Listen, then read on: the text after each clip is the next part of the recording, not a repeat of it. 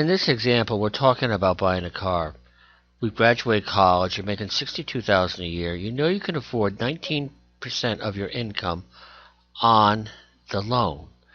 And you want to pay it off in 4 years, 4.75% is the rate. You have three parts. The other part two parts that we have are the number of years, 4 years, the rate. The third part we have not determined yet. How much are we going to spend on a car? And this takes a little bit of thinking. You're an organized thinker. You want to go out and buy a car, and we're going to start working on this thing here. I have the assumptions written out here. As you can see, the numbers are always written out in a separate column here, so that way we can do calculations with it. And what I'm going to do hypothetically, I want to see what 19% of my salary is. And to do that, we would do a calculation. This is what we can spend a year, total to spend, and it would be equal the 62,000 times the 19%, and then we could say monthly amount. We could divide that by 12. That's a lot of money you can spend by doing the formulas this way. And let's say we were only making $52,000 a year. It's less money. Let's leave it at $52,000. What we're going to be doing now, we're going to be figuring out what we can spend on a car. A lot of this, it can be a little bit of going back and forth. So we're going to say new car, and let's say the car is $35,000. We could always format later, or you could do it right away by clicking on the dollar sign. So we want to figure out what we're spending a month on this car over 4 years here. So we'll say monthly payment. So we're going to use the payment function. Different ways of doing it. Formulas. We go into financial. We go into the payment function. PMT. I hit the wrong thing, which happens. You could also click right here in the FX here. I call it FX. It's called insert function. And if I go into most recently used, it shows it there. Which it can be the fastest way of doing things. You've got 5 parts to this. If it's bold, that is the most important ones that you have to fill in. You don't have to do the bottom 2. You see a thing here called the rate. We click in here. We divide by 12 because you make the payment every month. Now the next box is a number of payments, which is going to be 4 years, and since you're paying it every month, you multiply by 12. Now we want to know the value of the loan, which is $35,000. To make it appear as a positive instead of a debit, we press the minus sign first.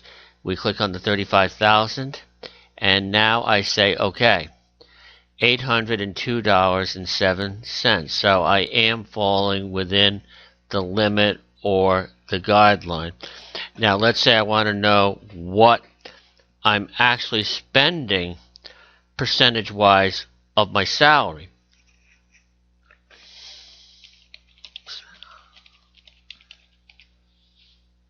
I could always widen that column by double-clicking here. And to do this, we've got the annual salary here, the monthly payment here. We've got to break one down into either a monthly or convert the other one into an annual. And we're going to do an arithmetic function here. You want to know what percent it is. So what it would be is the monthly salary, monthly payment I meant to say. Are we going to divide it by this annual salary? That is like apples and oranges. You got to turn that annual salary into a monthly salary. I'll put in the parentheses. It makes it easier to visualize. The 52,000 divided by 12. Complete the formula.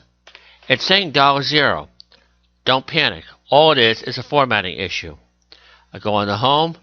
I click on the percent sign for format. If I want to add a decimal point, I go and add a decimal point here, it's actually 18.51%. So I'm actually falling very much into my guidelines. However, let's say I decide I want to be a little more frugal. I only want to spend 15% of my salary. What it's saying here, I can only spend $650 a month on my car payment. I could save up more for a down payment here, but I want to go in here and I want to figure out how much car can I afford to buy for $650 a month. Very easy. We go onto the data tab, and then there's a thing here called what if analysis. So this is the cell I want to change to 650, and I go into goal seek, and I want to set this cell to $650. You don't type dollar signs or commas or anything. Pure value, 650. By changing the cell I want to change is the purchase price of the car. I say, click inside the 35,000. I say okay.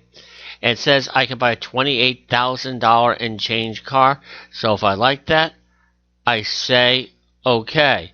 So what we've learned in this tutorial, in addition to personal budgeting, is the payment function, PMT, and the goal seek.